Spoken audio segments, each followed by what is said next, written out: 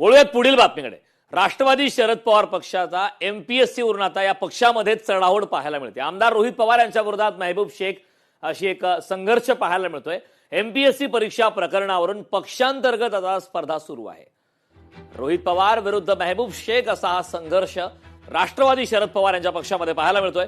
एमपीएससीच्या मुद्द्यावरून आता या दोन्ही नेत्यांमध्ये चढाओढ सुरू आहे. त्यामुळे राष्ट्रवादी शरद पवार यांच्या पक्षांतर्गत धुसफूस आता चव्हाट्यावर आली.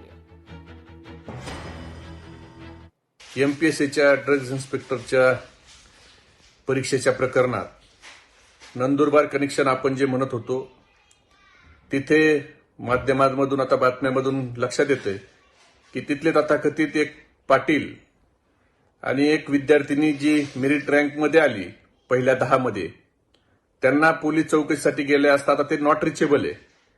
म्हणजे आता एमपीएससीच्या परीक्षेमध्ये दाल में कुछ तो काला है हे आता समोर यायला लागलंय की या पेपर फुटीच्या चक्रव्यूहात एखादा सत्ताधारी पक्षाचा अभिमन्यू तर अडकलेला नाही ना, आणि म्हणून एमपीएससी त्याला वाचवत नाही ना, हा प्रश्न सामान्य विद्यार्थ्याच्या मनामध्ये आता निर्माण व्हायला लागला. आता एक धक्कादायक बातमी. मुलाच्या उपचाराच्या नावाखाली मांत्रिकाकडून आईवर अत्याचार करण्यात आलाय. रिसॉर्टवर नेऊन पीडितेचं लैंगिक शोषण करण्यात आलंय. अजय राऊत असं आरोपीचं नाव आहे. आरोपीला 14 दिवसांची न्यायालयीन कोठडी सुनावण्यात आली. विरारच्या अर्नाळा येथील ही घटना आहे. धक्कादायक अशी माहिती आहे. मुलाच्या उपचाराच्या नावाखाली मांत्रिकाकडून आता आईवर अत्याचार करण्यात आलाय.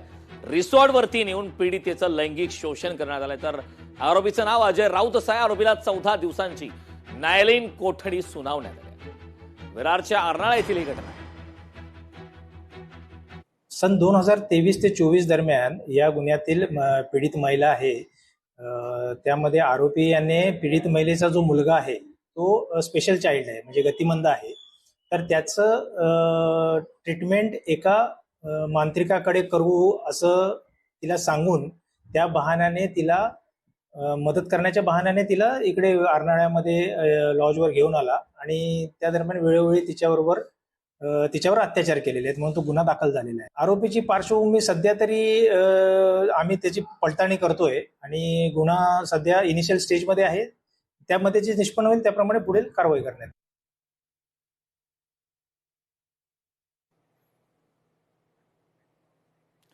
अमरावती जिल्हा मध्यवर्ती सहकारी बँकेच्या निवडणूक प्रक्रियेला वेग आलाय. 1182 संस्थांचे ठराव निवडणूक कार्यालयाकडे प्राप्त झालेत. 15 ऑगस्ट पूर्वी प्रारूप मतदार यादी प्रसिद्ध होणार आहे. प्राप्त ठरावांची पडताळणी करून अंतिम मतदार व सभासद यादी तयार होणार आहे. त्यानंतर हरकती व सूचना मागून अंतिम मतदार यादी जाहीर केली जाईल. सप्टेंबरमध्ये निवडणूक कार्यक्रम जाहीर होण्याची शक्यता आहे. सर्वाधिक ठराव अमरावती तालुक्यातून प्राप्त झाला. विद्यमान संचालक मंडळाचा कार्यकाळ संपत आल्याने सहकार क्षेत्राचे या निवडणुकीकडे लक्ष लागलं आहे.